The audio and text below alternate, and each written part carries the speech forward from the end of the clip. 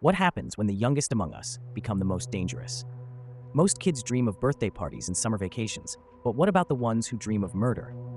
These aren't horror movie villains, they're real children who committed unthinkable crimes.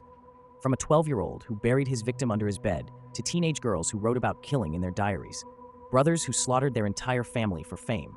Today we're exposing America's youngest killers, and the terrifying questions are, were they born evil or made evil by circumstance? This is the dark side of childhood you've never seen before. Welcome to True Crimes Channel, where the darkest mysteries unravel and justice whispers from the shadows. From chilling cold cases to infamous killers, we dive deep into the crimes that shook the world. Don't just listen, suspect everything. Today we are covering deadliest kids in prison and the unthinkable crimes they committed.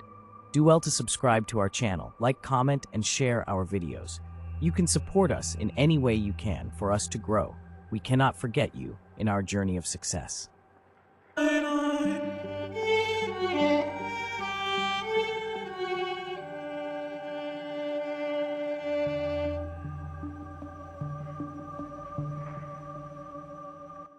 Kids are supposed to be innocent, right? Obsessed with cartoons, worried about school projects, and maybe dealing with a scraped knee here or there, not with murder.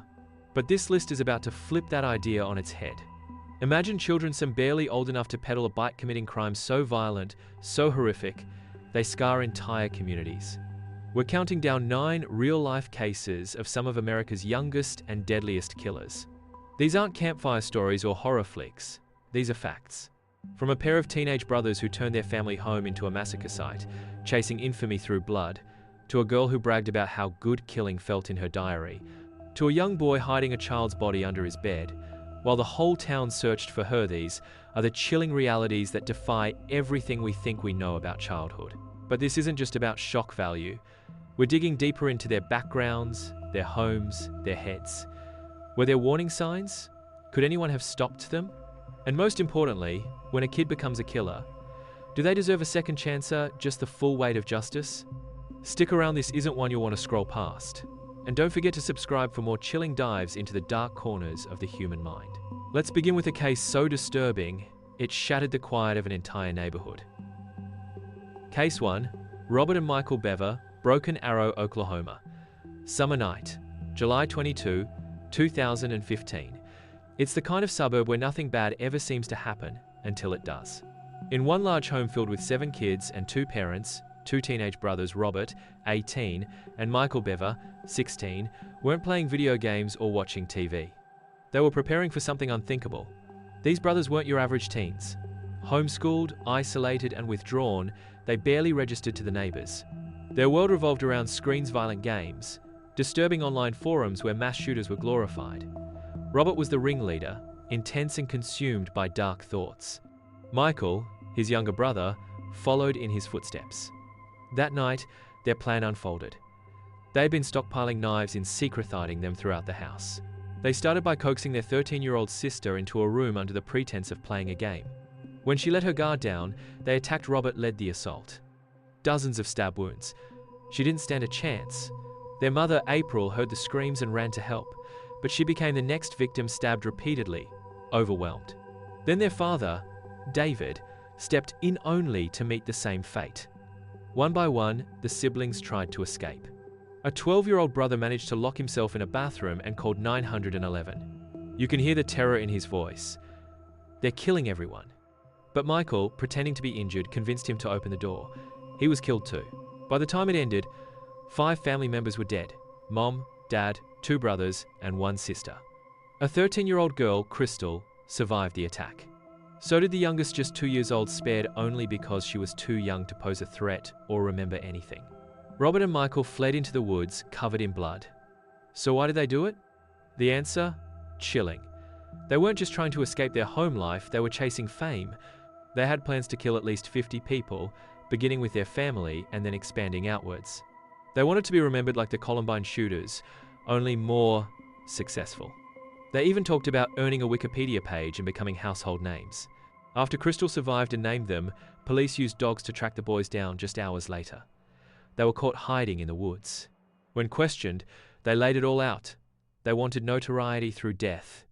The murders were only the beginning of what they hoped would become a killing spree remembered forever. This was only the beginning. Stay tuned as we explore more horrifying tales of young minds twisted by darkness. Can you even process something that horrifying?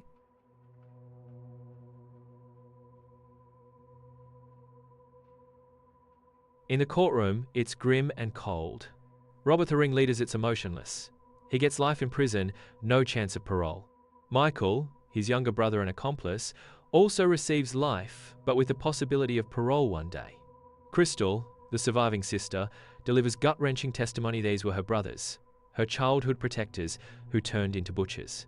The quiet Oklahoma neighborhood of Broken Arrow is forever marked. Their home, once filled with laughter and life, is now a haunting shell. And the most disturbing part? The boys had been planning the massacre for weeks, collecting knives like trophies, smiling afterward like it was some twisted achievement. So what causes brothers to turn into monsters? Were they always cold and callous, or did something or someone push them into the darkness? Imagine it. Two boys who once shared late-night secrets in bunk beds, now remembered as America's most infamous sibling killers. If your stomach's in knots, it should be. And this is just the beginning. There are 8 more disturbing cases to come. Before we move on, drop your thoughts in the comments. Could you ever find it in you to forgive them? Would you? And if you haven't already, hit that like button. It helps us keep bringing these stories into the light. Next, we meet a killer who didn't stop at one victim. He kept going. Case 2, Craig Price, Warwick, Rhode Island, late 1980s. It's a modest, tight-knit town, the kind where kids ride bikes until the streetlights flicker on and everyone waves hello. Among those kids was Craig Price, but Craig didn't fit in. Big for his age, with a temper that burned hot and fast. He had a rough childhood. Rumors of substance use and school fights followed him like a shadow, but no one could have imagined the horror he was capable of. It started in 1987. Rebecca Spencer, 27 years old, lived alone just down the street. Craig was only 13 when he broke into her home. Armed with a knife, he stabbed her more than 30 times. He hit so hard, the blade snapped. Rebecca was found in a pool of blood. 13 years old. Let that sink in. 2 years passed. Craig's confidence grew. So did his rage. In 1989, he entered the home of 39-year-old Joan Heaton and her 2 daughters, Melissa, 10, and Jennifer, 8. What happened next was brutal. He murdered all 3, each stabbed repeatedly. 30 wounds per victim, the same violence, the same cold detachment. The knife snapped again. Warwick erupted in fear. The police were desperate. Then Craig, unable to contain his own ego, started talking, bragging. That's how he got caught. When he was arrested, he didn't show regret, just arrogance.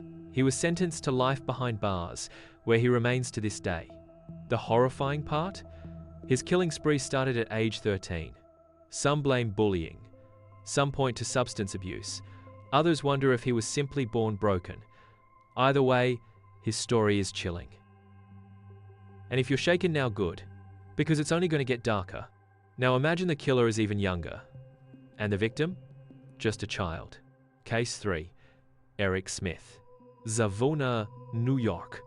1993. A quiet little village with tree-lined streets and friendly neighbors. Eric Smith, 13 years old, red-haired, thick glasses, rides his bike like any other kid. On the surface, he blends in. But beneath it all, he's carrying years of pain. Bullied constantly. Called names. Mocked for things he couldn't control. And that summer, it all boiled over. August 1. 4-year-old Derek Roby is heading to a summer camp just a few blocks from home. His mom watches him walk off, unaware it's the last time she'll see him alive. Eric spots Derek and lures him into a wooded area nearby. He tells him there's a shortcut to camp. Trusting, the little boy follows. Once hidden by the trees, Eric attacks. He strangles Derek with his bare hands. Then he picks up a large rock and bludgeons him. Again and again. The final blow, he opens Derek's lunchbox and pours a Kool-Aid pouch into the wounds.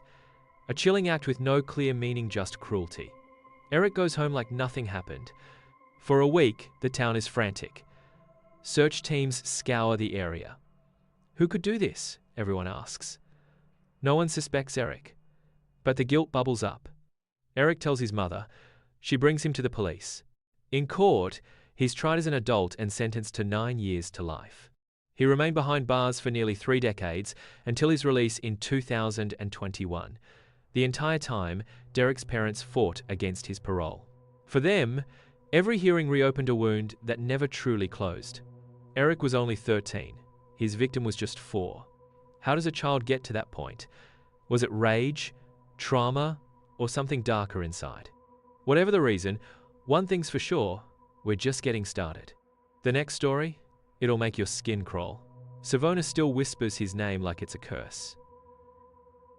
Can someone so young, so cruel, ever truly change? Was it rage? Curiosity? Even Eric couldn't say for sure. And that Kool-Aid, you can't unsee that image. It's the one that clings. That makes parents hold their kids a little tighter at night. Don't click away yet. That was only the 3rd case. And the ride's about to get darker. Drop your thoughts in the comments. Should Eric have ever been let out? Let's keep going. Up next, a teenage girl who didn't kill out of anger, revenge, or jealousy, but out of morbid curiosity. Case 4. Alyssa Bustamante, St. Martin's, Miseritwo, 1009. A quiet, friendly town where the local kids roam freely and neighbors feel safe. 15-year-old Alyssa Bustamante seems like just another teen posting on MySpace, cracking jokes and fitting in. But take a closer look at her posts and something's off. Dark humor about death, references to self-harm, violent fantasies. It all seems like edgy teenage angst until it's not. Her upbringing was tough. Her parents weren't in the picture. Her grandparents raised her. There was pain, sure, but nothing that warned of what was coming. October 21st, 2009. 9-year-old Elizabeth Alton is playing in her yard, just a few doors down. Innocent, sweet. Alyssa knows her. Let's go explore the woods, she says, smiling. Elizabeth trusts her. Why wouldn't she? Out of sight, Alyssa attacks. She strangles the little girl until she stops moving. Then, with a knife, she slashes her throat and stabs her repeatedly. It's violent, cold, planned. And that's the most disturbing part. Alyssa had dug the grave days before. This wasn't impulsive, it was calculated. Why did she do it? In her journal, Alyssa scrawled the answer, I just killed someone. It was amazing, pretty enjoyable, exhilarating. No hate, no history. She just wanted to know what it felt like to take a life. The next day, Elizabeth's mom realizes her daughter hasn't come home. Panic sets in, searches begin. Police comb the neighborhood. But it's Alyssa's own diary, her confession, that cracks the case. She tries to claim it was an accident, but her own words betray her. In 2012, she pleads guilty. She's sentenced to life in prison, with the possibility of parole after 35 years. Elizabeth's family is left with unbearable loss. Alyssa's supporters point to mental illness and a traumatic childhood. Others see her as a cold-blooded killer, capable of anything. So what do you think? Is this what happens when trauma and darkness mix, or was Alyssa always waiting to snap? Drop a comment. Could you ever sit across from her and offer forgiveness? But don't stop now, because next, we meet a boy with no excuses, just a gun, a plan, and a smirk. Case 5. TJ Lane, Chardon, Ohio. February 2012. A small, quiet town with a kind of high school where everyone knows each other. 17-year-old TJ Lane lives with his grandparents. His parents are out of the picture. He's a quiet kid, keeps to himself. Some say he was bullied. Others just remember him as distant. But beneath that silence was something boiling. February 27th, a Monday morning. Chardon High School's cafeteria is full, kids laughing, chatting, checking phones. TJ walks in wearing a sweatshirt with one chilling word scribbled on it, killer.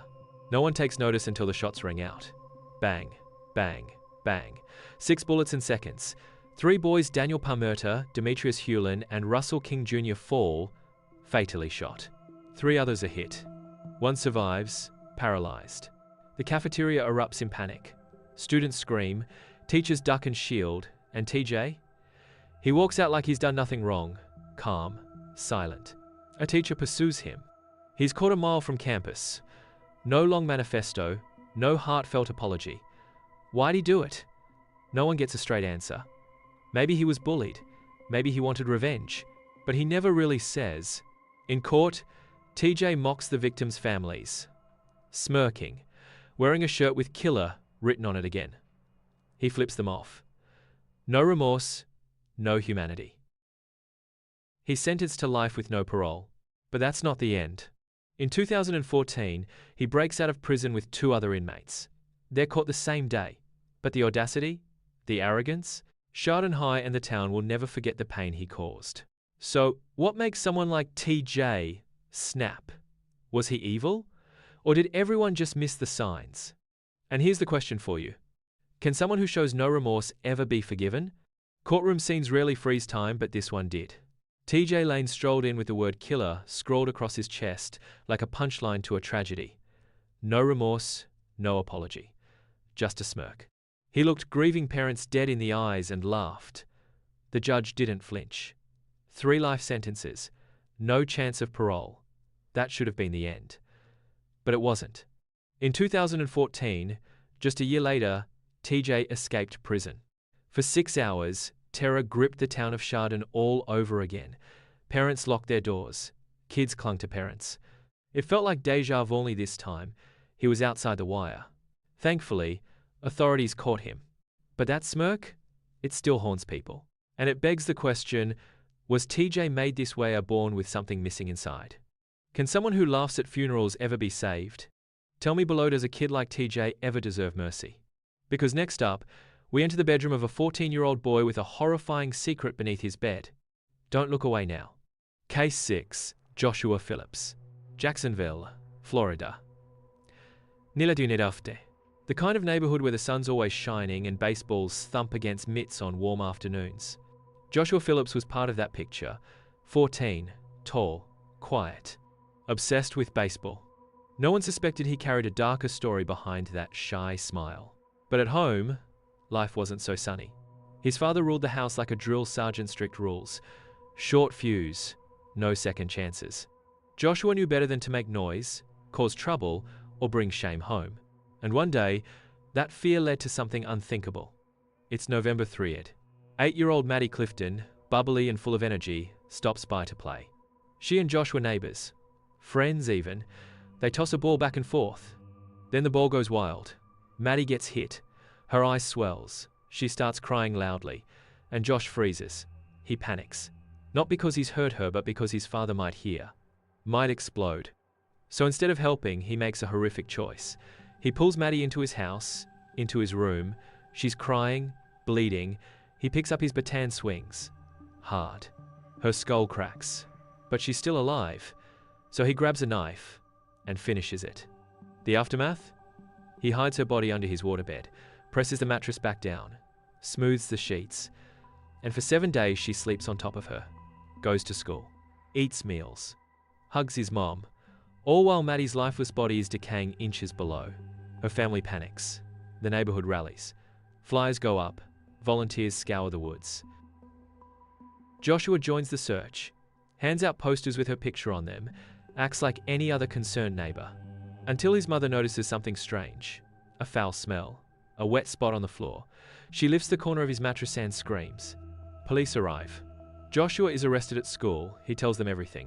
Tears, excuses. I didn't mean to. I was scared of my dad. But the court saw through it. In 1999, he was sentenced to life in prison, no chance of parole. At just 14 years old. Now here's the question. Was Joshua a monster, a terrified kid who snapped? He's still behind bars. But some argue the sentence was too harsh for someone so young. Others say no amount of time could ever balance the scale. It's March 14th, 2011.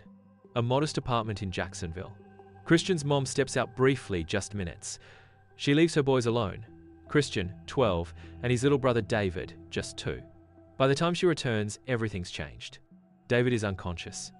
At first, Christian says the toddler fell, maybe tripped, maybe hit his head. But David's injuries don't add up. A cracked skull, bleeding on the brain, massive trauma. Paramedics rush him to the hospital, but it's too late.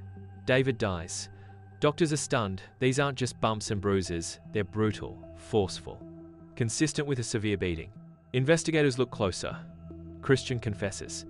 He lost his temper, slammed David's head into a bookshelf, twice. No accident.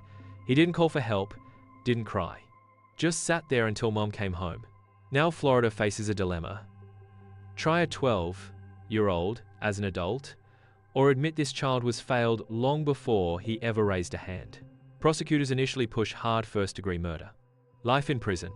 But public backlash swells. He's a kid. A broken one. Abused. Shuffled. Forgotten. Eventually, a plea deal's reached. Christian admits to manslaughter. Gets 8 years in a juvenile facility, followed by probation. He's released in 2018, but the world watches. Some say he paid his debt. Others say he got off easy. Here's the gut punch. David never had a chance. And Christian? He might have had one if anyone, had stepped in sooner. So what do you think? Was Christian a killer, just another lost kid, crushed by a system that never gave him a shot? Drop your answer in the comments. Because the next case? It's the youngest of them all. Case 9, Mary Bell. England, 1968. Not America, but we can't end this list without her. Mary Bell was 11. Pretty, polite, and deadly. 2 boys, Martin Brown and Brian Howe, would never make it to their next birthdays. Christian Fernandez was just 12. His little half-brother David, barely 2, still learning to speak, still stumbling through toddlerhood. That day, they were alone. Their mom had stepped out, and then something inside Christian snapped. He grabbed David, slammed him into a bookshelf. Once, twice. The impact shattered the toddler's skull, caused internal bleeding. David collapsed, silent. Christian didn't flee, didn't cry. He just sat there. Hours ticked by. His mother came home, found the boy broken, waited even longer to call for help. It was too late. David was gone.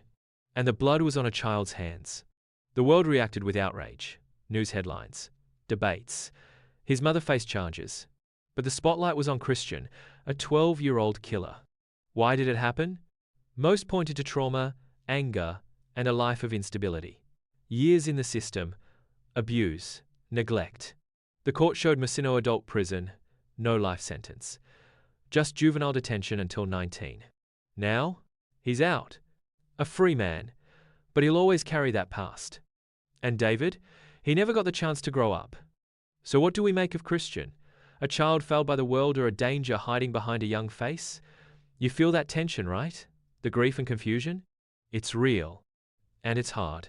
Tell me in the comments, do you believe redemption is possible for a kid like Christian? Or is some damage just too deep? Because now, we come to our final case. A different kind of story. No murder but chaos in its own form. Case 9, Colton Harris, Moore, Washington State. Late 2000s. Meet Colton. Tall, lanky, and wild-eyed. A teen born into a life of turmoil, unstable home, constant conflict, a world he wanted nothing to do with. He didn't retreat, he ran. Literally. Into the woods. He became a ghost, a legend, a barefoot bandit. By age 15, Colton had committed over 100 break-ins. He wasn't after cash. He took food, gadgets, and then he upped the game. He taught himself to fly from manuals, stole private planes, crashed some, stole boats too, cars. He dodged cops across state lines, never violent, but always dangerous. No bloodshed but plenty of fear. To some, he was a hero, a rebel thumbing his nose at authority, a kid surviving his way. To others, he was reckless, putting lives at risk with every plane he crashed. Authorities finally caught him. 6.5 years behind bars. He walked free in 2016. Was it just the thrill, the desperation, a cry for freedom from a kid who never had any? He didn't kill, but he danced with danger. So tell me, is Colton just misunderstood? Or another story of a life derailed too young? 9 stories. 9 kids. Each one started life like anyone else. But somewhere, something shifted. And what followed? A trail of heartbreak, murder, shock. From 2 brothers who slaughtered their family, to a girl who called murder amazing, to boys who lashed out, broke down, or chased infamy. The motives vary: rage, fear, thrill, trauma. Some planned it cold, others were lightning strikes of violence. But every one of them had one thing in common: they were children. So what do we do with that? Should we sentence them like adults? Lock them away forever? Can they be saved, or are some paths just too far gone? Psychologists say the brain isn't fully formed until 25. But what about the heart? And what about the families, the ones left with scars and empty chairs? There are no easy answers. But you've read the stories, you've felt the weight. So now I ask you, what case hit you hardest? Alyssa's journal? TJ's cold stare? Joshua's secret under the bed? Which kid, if any, deserves a second chance? Comment below. I'm reading every one. If this shook you, hit that like button. It tells us to keep digging into stories that matter. Subscribe. Ring the bell. More dark tales are coming. This isn't the end. It's just the beginning. Are these kids forever lost? Or is there still a road back? Only time will tell. So tell me in the comment, which case shook you to your core? The brothers who wanted fame, the girl who found murder amazing, or the child who played video games between killings? Smash that like button if you believe some crimes can never be forgiven.